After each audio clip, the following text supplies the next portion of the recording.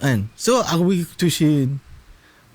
Lepas tu orang pau aku sebenarnya, ada orang pau kasut aku tu. Dia cakap ini Kasut baru beli tu, hari yang sama.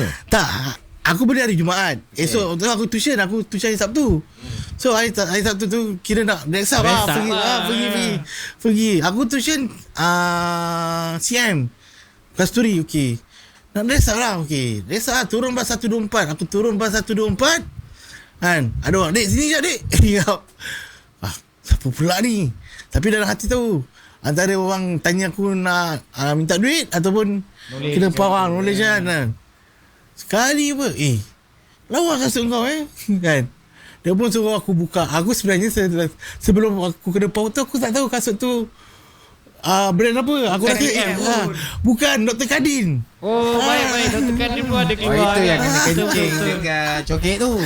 Dia kata